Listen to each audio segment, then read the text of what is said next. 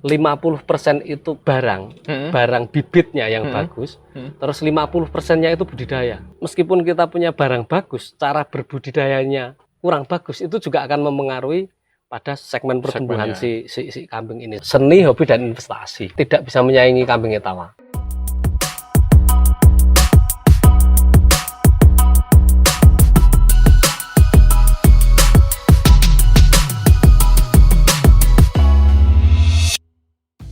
Halo Sobat Pondok Tani, jumpa lagi dengan channel Pondok Tani. Hari ini Pondok Tani sedang bersama dengan Kang Soim ya. Ini di Desa Ngargoretno ya Mas? Iya. Di Desa Ngargoretno. Kawasan Lereng Menoreh. Kawasan Lereng Menoreh. Nah, hari ini kita akan coba berdiskusi dengan Kang Soim ini terkait dengan budidaya kambing etawa. Kang Soim dulu itu awal mula tertarik kemudian untuk memutuskan saya akan budidaya kambing etawa itu alasannya kenapa Mas?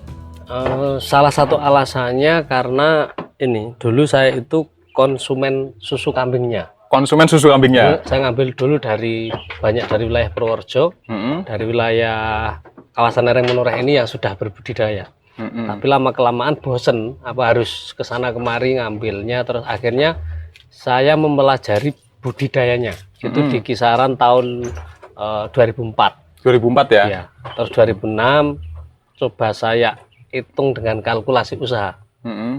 2004 sampai 2006 itu kurun waktu 2 tahun ini saya mencoba lebih berternak untuk saya ambil susunya, untuk saya konsumsi pribadi. Terus dari mulai 2006 ya, ternyata loh ngapain kalau nggak sekaligus jadi peternak sisan gitu. Nah, dari situ saya mencoba membuat kandang segala macam, belajar serius tentang budidaya. Saat itu awal punya berapa ekor Mas? Waktu awal memulai awal itu? 2 ekor. Sepasang ya? Iya, pejantan sama betina. Pejantan sama betina itu. Tapi memang kambing ini kan sudah lumayan banyak di kawasan Lereng Menoreh ini. Kita tinggal. Nah, memang keuntungannya untuk kambing ini ada beberapa kelas ya, ada beberapa klaster yang bisa kita mengambil untuk sisi yang memang seperti kambing biasa, kambing bligon atau hanya sekedar diperanakkan kemudian digemukkan dan dijual. Fattening ya? Ya, ada yang memang mereka beternak di sisi ini pemerahan, khusus pemerahan. Meskipun sekarang banyak bermunculan kambing-kambing perah yang baru ya, istilahnya yang produktivitasnya lebih tinggi, tapi saya kira tidak bisa menyaingi kambing etawa. Tidak bisa menyaingi secara apa? Produktivitas secara susu? Rasa. Secara ilmiah kita nggak punya ruang untuk kemudian meneliti sejauh itu ya, tapi secara rasa kemudian kambing ini menurutku kambing yang paling cantik dan ganteng, kambing etawa ini. Jadi kayak semacam kelangenan lah, kayak semacam istilahnya teman-teman ini. Iya, seni, hobi, dan investasi. Seni, hobi, dan investasi ya. Oke, nah kalau dalam beternak kambing Mas, umumnya kan tadi Mas Soim sudah sempat menyenggol ya, ataupun menyinggung soal ada orang yang fokus pada breeding ya. Dia untuk peranakan, pengembang-biakan. Kemudian ada yang fokus pada fattening, di penggemukan, ya kan. Kemudian ada juga yang kemudian di produktivitas susu ya. Nah, kalau saya lihat kan ini masing-masing kambing, jenis kambing kan juga punya istilahnya kriteria sendiri-sendiri. Ini cocok cocok untuk penggemukan, ini cocok untuk ini. Lah, kalau etawa itu dia lebih dominan. Kalau pengalaman dari Kang Soim ini, dia dominan di apa Mas? Apakah fattening, breeding? Sebenarnya susu. Sebenarnya susu. Susu, cuman tren sekarang juga ada klaster untuk kontesnya. Itu yang menjadi lebih menarik karena kambing itu ada kontes ya. Kita sering dengar kan kontes-kontes itu sekarang mulai merakyat sih, kontes kambing itu. Bahkan besok aja di Magelang ada kontes ini, kontes mandiri yang kita lakukan oleh teman-teman peternak di Magelang. Jadi sing marai greget, sing marai menjadi bonus itu saat kita pelihara hanya kelas breeding, kemudian kita pandai memilih genetik yang pejantannya yang bagus. Itu kadang-kadang anaknya jadi bagus. Karena ada permainan. Kontes itu kan bermain di sisi ras. Bagaimana ras ini terpelihara dengan baik, karena sudah dinyatakan bahwa kambing ini menjadi kambing plus manufanya ini di Kaligesing Purworejo. Makanya sebenarnya sumber kambingnya ini dekat dengan sini juga, Dekat dengan Magelang kawasan ya? Blora, iya. Masih berbatasan dengan Iya, Purworejo. betul.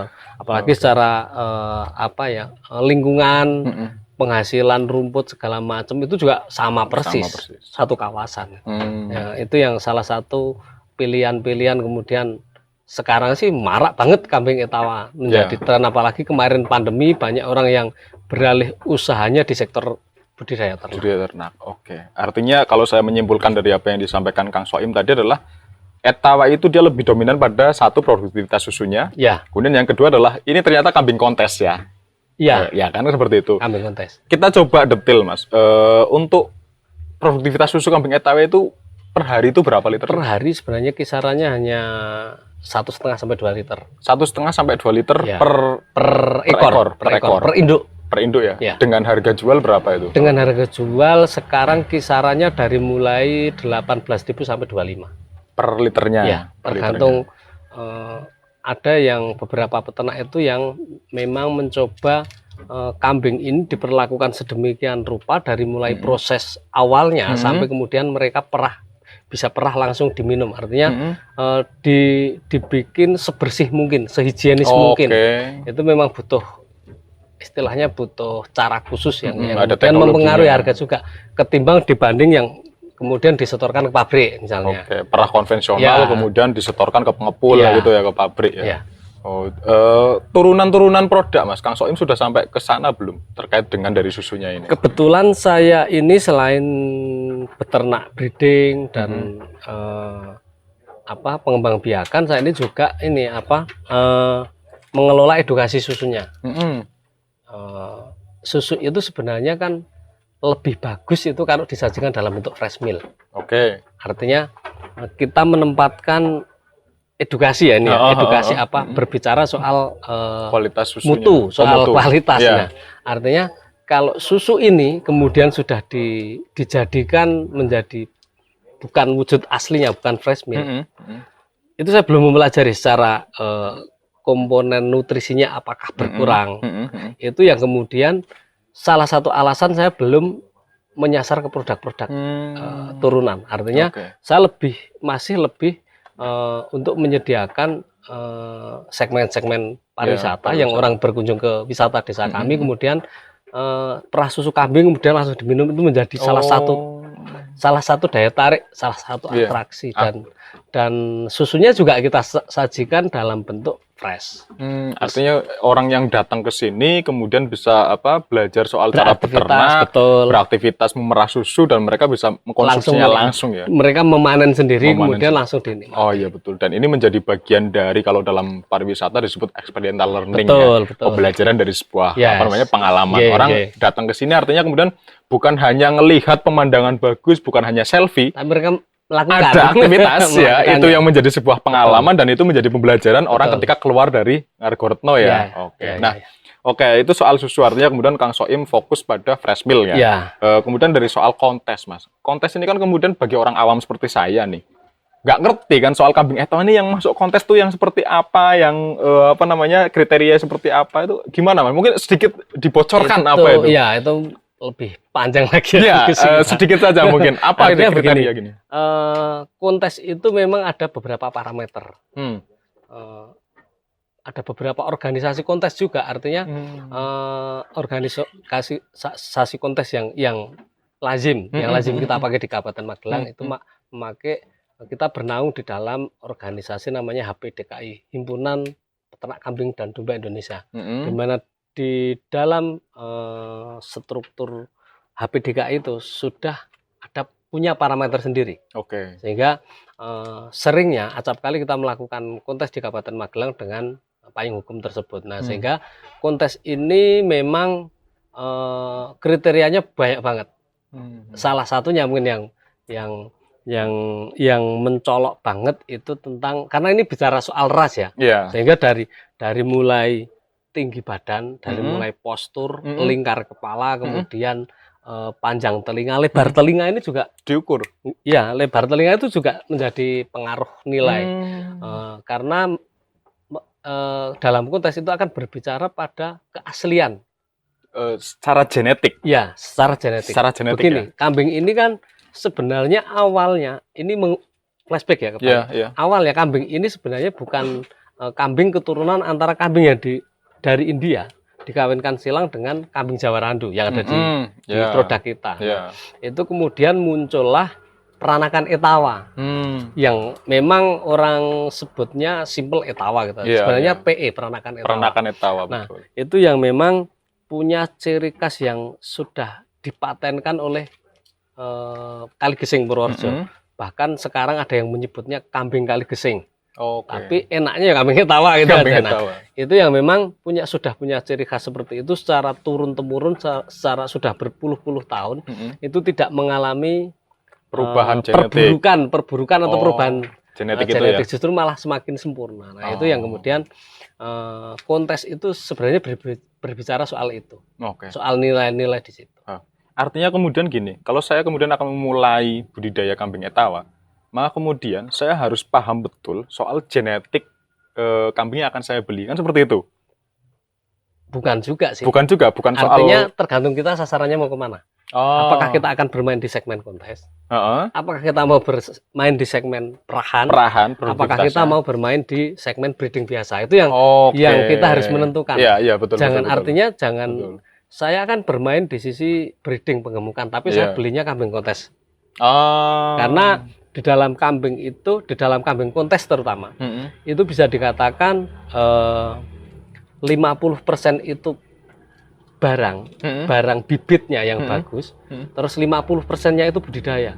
Artinya meskipun kita punya barang bagus, cara berbudidayanya kurang bagus, itu juga akan memengaruhi pada segmen pertumbuhan si kambing ini. Sehingga memang benar-benar kita harus menentukan, saya mau beternak di segmen yang mana. Betul. Itu kemudian yang menentukan. Kalau tadi saya bilang secara genetik, mungkin saya lebih tadi berpikir soal kontes ya. Kalau untuk kontes maka genetik menjadi penting ya kan. Pilihan. Tapi kemudian ketika mau di usaha perahnya, produktivitas susunya, ya nggak begitu mengesampingkan genetiknya. Karena yang penting induknya itu bagus, kriterianya seperti produksi susunya bagus, ya udah itu yang dipilih. Dan itu bisa dari silangan banyak Etawa dengan apa kan yang kemudian memunculkan dia secara produktivitasnya tinggi kan, seperti itu. Betul. Lalu kemudian kalau untuk fattening beda lagi kan, seperti itu. Betul. Oke. Nah, artinya kan gini Mas, dari harga kambing sendiri untuk Etawa, dari untuk kontes, untuk dia untuk breeding, untuk perah, ini beda-beda Mas? Beda-beda. Yang paling mahal ya harga kontes itu. Harga kontes sampai berapa? Harga kontes nggak ada standarisasinya jadinya. Tergantung ganteng atau enggaknya si kambingnya. Apalagi kalau sudah menang berkali-kali, naik karpet merah, mereka dapat juara itu ya sak muni-muni nih. Tapi untuk yang kelas-kelas normal, kelas-kelas breeding biasa misalnya hanya sekedar pemula ya. Karena menurut saya begini sih, pemula itu saat mereka berbicara budidayanya pada breeding saja, itu dengan sendirinya mereka nanti akan memilih jalurnya. Oh, aku akan memilih kontes nih. Saat mereka sudah pinter. Tapi salah ketika mereka berbicara kontesnya dulu. Menurut saya malah nggak pas, karena kontes itu kita harus memahami budidaya itu lebih baik. Kita harus pas memberikan pakan secara nutrisinya, hitung-hitungan seperti itu harus mateng, baru kita bermain. Tapi kalau nggak di masa budidaya ini nggak dilakukan terlebih dahulu, saya kira malah menjadi salah. Eman-eman duitnya juga. Betul. Beli barang mahal tapi budidayanya tidak terawat dengan baik. Menurutku sih begitu. Artinya sebetulnya kalau bagi pemula kepengen ngawali budidaya kambing breeding Etawa, aja. Breeding dulu itu ya. Itu paling di harga ya kisaran 5 jutaan. Untuk satu indukan. Artinya sepasang sekitar 10 ya. Iya, itu 10 juta untuk sebatas jantan betina itu sudah kelas bagus lah, istilahnya sudah kelas, bisa dikatakan kelas menengah deh. Artinya bisa nanti dapat pas bejone si peternak ini dapat cempe yang memang bagus. Oke. Artinya breeding dulu, belajar merawat, belajar karena hewan bukan cuma soal pakan ya Mas. Betul. Kesejahteraan juga penting kan, seperti itu. Saya ngelihat kandangnya Kang Soim ini, ini harus lebih bagus dari ini kandang-kandang pada umumnya. Tapi secara otomatis sih menurutku setiap peternak apapun ya, tidak harus kambing. Iya. Mungkin kita pelihara kucing pun, kita pelihara burung pun misalnya. Ketika kita sudah mencintai hewan peternak itu, sudah kayak ada komunikasi. Wah, ini kambingnya gatel nih, ini burungnya gatel nih. Sudah ada kayak komunikasi tidak langsung dengan si hewan, sehingga menurutku rasa cinta itu ditempatkan menjadi pertama, menjadi nomor satu. Cinta kepada yang akan kita tentukan, apa kita akan beternak kambing, beternak sapi, baru kemudian nilai ekonomi itu akan menyusul.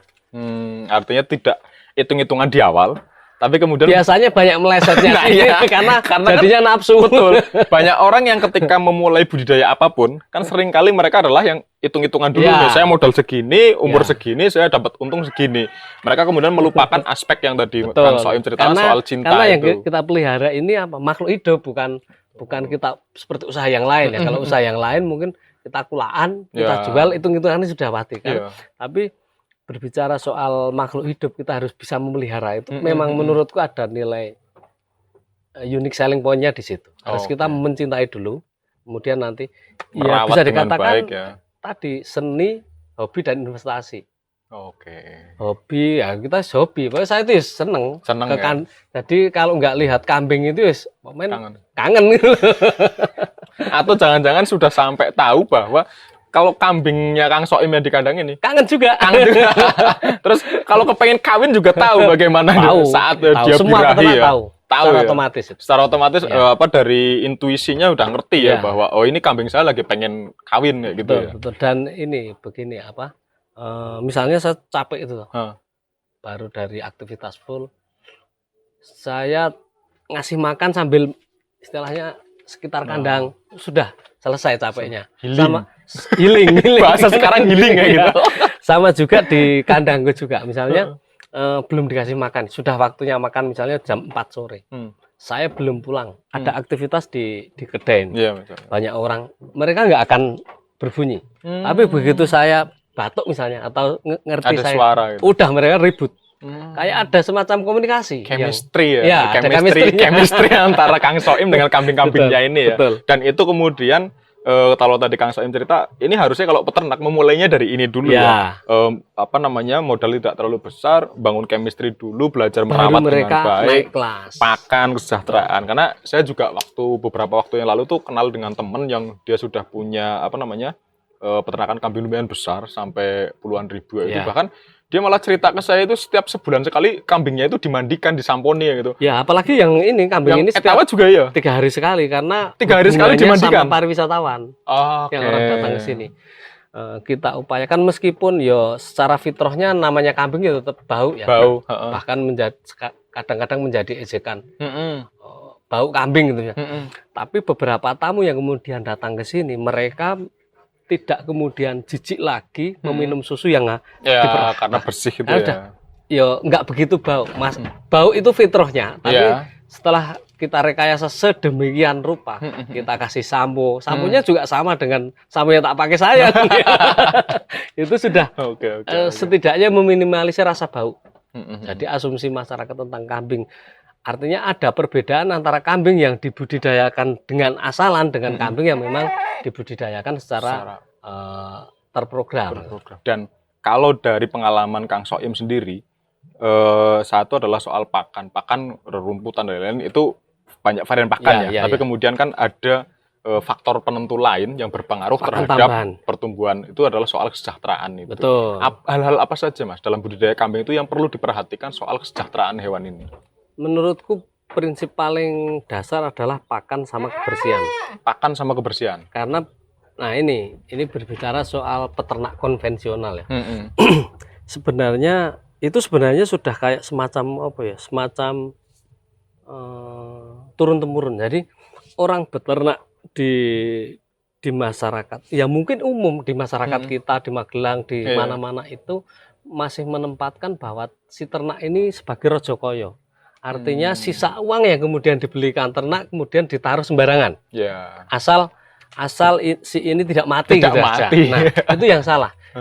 Para peternak ini tidak memulai dengan analisa usaha. Analisa usaha yang betul, yang tepat. Artinya faktor penentunya pasti pakan, penyediaan pakan. Kalau sudah dianalisa usahanya, terutama pasti akan muncul inovasi kita, piye ya caranya kita mengejar target segala macam. Nah, target-target itu yang kemudian mempengaruhi jiwa kita untuk berinovasi. Nah, 3 bulan itu harus bobotnya sekian, berarti aku harus ngasih pakannya ya, iya, pola konsumsinya konsumsinya seperti harus apa. tepat.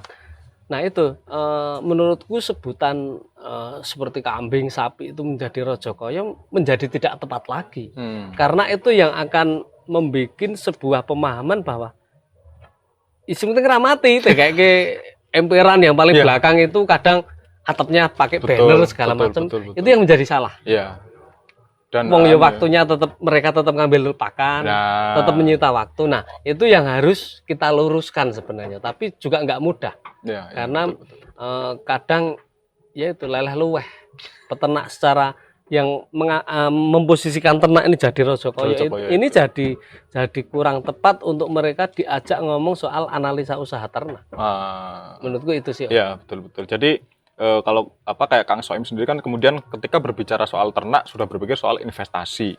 Harus. Kemudian analisis usaha yang kemudian menjadi usaha tani ya, atau usaha ternak itu. Betul. Maka kemudian bisa ngitung saya target BEP kapan, peluang atau potensi yang kemudian pengembangannya apa yang seperti bisa apa. dikelola dari hasil ini. Ini pupuknya juga sudah kita kelola, semua sudah kita kelola. Hanya memang soal varian produk susu sampai saat ini saya masih memilih edukasi fresh milk. Sehingga orang datang ke sini kemudian tahu tentang manfaat protein dari susu yang dihasilkan dari susu kambing ini. Ini menjadi berbeda dengan peternak konvensional yang tadi rojokoyo itu. Kemudian pasti. Bahkan tidak pernah menghitung setiap hari itu meluangkan waktu untuk ngarit nyari rumput. Itu adalah biaya sebetulnya yang dikeluarkan. Apalagi mereka pakai motor harus keluar. Walaupun hanya misalkan orang hanya meluangkan tenaga ya dan waktunya, tapi kemudian itu kan jadi eman-eman betul juga. Kan. Harusnya itu kan harus dihitung sebagai nilai nilai operasional. Ada modal, ada operasional. Ini adalah nilai operasional. Dan orang sebagian besar peternak tidak pernah menghitung sampai ke situ. Betul. Kan seperti itu. Nah, padahal saya berbudidaya 10 ekor ini yang di kandang sini 10 ekor, yang lain titip-titipin di tetangga-tetangga. Itu hanya butuh waktu 1,5 jam untuk mengelola ini semua. Setiap harinya. Di luar misalnya saya kangen sama kambing ya, itu kan beda lagi. Itu soal healing itu tadi. Tapi untuk perawatan itu saya untuk 10 ekor kambing ini hanya butuh waktu 1,5 jam.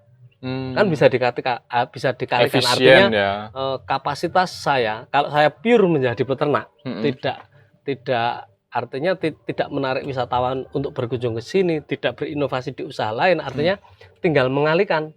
Saya kapasitas saya cari rumput di sekitar sini berapa until, berapa bongkok itu kemudian tinggal mengalihkan kebutuhan kemampuan untuk ngopeni berapa sebenarnya jumlah kambingnya. Itu satu orang itu bisa sampai 30 ekor. Berani. Tapi kesehariannya mereka hanya jadi peternak, ngurus peternak. Kalau pakannya tidak belilah itu. Nah, dulu Kang Soim mulai dari 2 ekor ya, sepasang, kemudian bocorin dong Mas, sekarang tuh udah sampai berapa sih? Untuk yang saya kelola Mas 10 saya batasi kapasitas kandang ini saja karena kalau yang dititipkan kerjasama dengan warga itu ada sih. Total sampai berapa? Ini sekarang ada sekitar kalau 33-an. 33-an ya yang dengan warga itu ya. Dan karena untuk melatih juga supaya warga ini punya analisa usaha ternak. Tidak hanya pasti yang saya kasih titip kambing ini pasti mereka yang sudah berbudidaya. Nah, untuk kemudian bergeser ke analisanya bagus, kemudian penempatan kambing ini harus dikasih semacam kemerdekaan gitu yang kemudian butuh proses kesejahteraan itu tadi karena kambing kan kadang itu kasihan banget ya itu hanya dikasih di emperan paling belakang tidur pun sama kotorannya itu yang kadang sampai bulunya letek-letek kayak gitu ya. Oke. Nah, jumlah itu mungkin kalau kalau dihitung mungkin terbilang sedikit, enggak seberapa. Tapi perputarannya Kang Soim ini saya yakin bisa jauh lebih dari karena bukan satu-satunya sih, karena saya jadi bonusnya saat saya bonus di kandang ini saya ada eduwisatanya. Ya, Eduwisata ada itu yang eduwisata, bisa betul. untuk sirkulasi secara hariannya. Untuk yang jangka menengah, jangka panjangnya itu dari anaknya. Breeding ya. Breedingnya. Tapi nah itu yang kemudian, nah itu kalau kita sudah menentukan arahnya, Kemana? saya beternak sasarannya ini berarti kita kan inovasi. Inovasi Betul. salah satunya ya perah susu, salah satunya membawa tamu ke sini untuk eduwisata. Itu menjadi salah satu pilihan-pilihan peternak. Dan saya kira sekarang dengan adanya pandemi kemarin ya, itu justru melambung luar biasa si susu kambing ini karena untuk imunitas. Sehingga setidaknya itu mempengaruhi sirkulasi orang mau berinvestasi ternak, sekaligus mempengaruhi pasar susu konsumsi susu kambingnya. Artinya ketika Kang Soim cerita seperti itu, potensi budidaya kambing etawa saat ini justru meningkat. Sangat besar.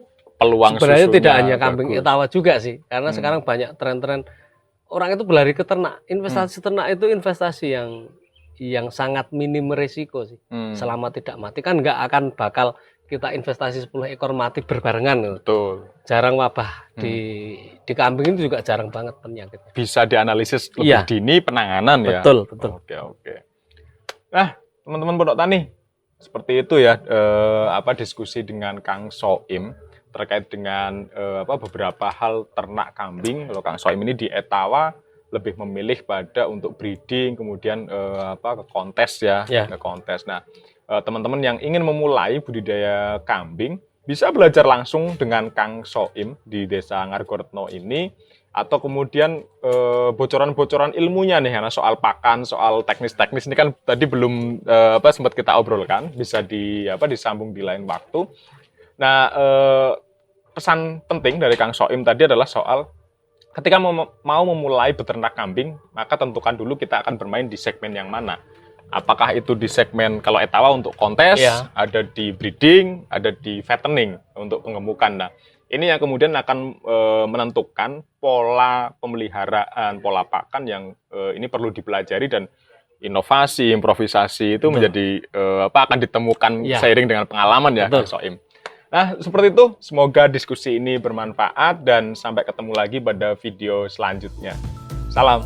Terima kasih Kang Soim.